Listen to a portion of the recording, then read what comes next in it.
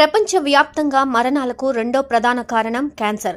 ప్రతి ఏడాది 10 మిలియన్ల మంది క్యాన్సర్తో మరణిస్తున్నారు. లక్షలాది మంది ప్రతి సంవత్సరం బలి తీసుకుంటున్న క్యాన్సర్ వ్యాధికి విరుగుడును ఆస్ట్రేలియన్ శాస్త్రవేత్తలు కనుగొన్నారు.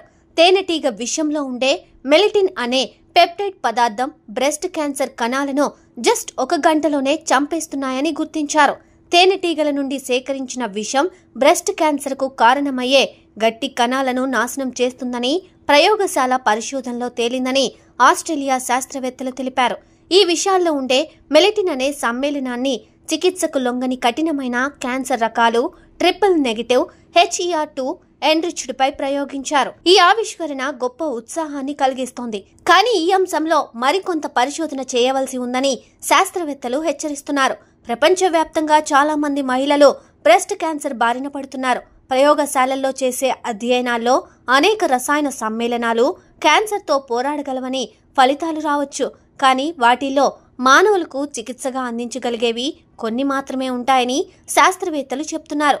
తేనెటీగ విషం క్యాన్సర్ నిరోధక లక్షణాలను కలిగి ఉందని మునుపటి అధ్యయనాలు కూడా వెల్లడించాయి. ప్రస్తుత అధ్యయనం దక్షిణ ఆస్ట్రేలియాలోని Harry Perkins institute of medical రీసెర్చ్లో నిర్వహించబడింది. ఈ పరిశోధన కోసం 312 తేనెటీగల విషాన్ని సేకరించి శాస్త్రవేత్తలు ప్రయోగాలు చేశారు. క్యాన్సర్ కణాల విభజనను మెలటిన్ 20 నిమిషాల్లోనే అడ్డుకుంటుందని, ఆ తర్వాత కణాలను 60 నిమిషాల్లోనే చంపేస్తుందని గుర్తించారు. మెలటిన్ను కృత్రిమంగా కూడా తయారు చేయవచ్చని సూచిస్తున్నారు. కృత్రిమంగా తయారు చేసిన మెలటిన్ కూడా క్యాన్సర్ పై అదే స్థాయిలో పనిచేస్తుందని శాస్త్రవేత్తలు వెల్లడించారు. వీరి రీసెర్చ్ వివరాలు ఇటీవల NPJ నేచర్ ప్రిసిషన్ ఆంకాలజీ పత్రికలో ప్రచురితమయ్యాయి. అయితే తేనెటీగల విషయంలో మెలటిన్ పదార్థం దాదాపు 50% వరకు ఉండనుంది. దీనివల్లే తేనెటీగలు కుట్టినప్పుడు నొప్పి, వాపు, బెందులు వస్తుంటాయి.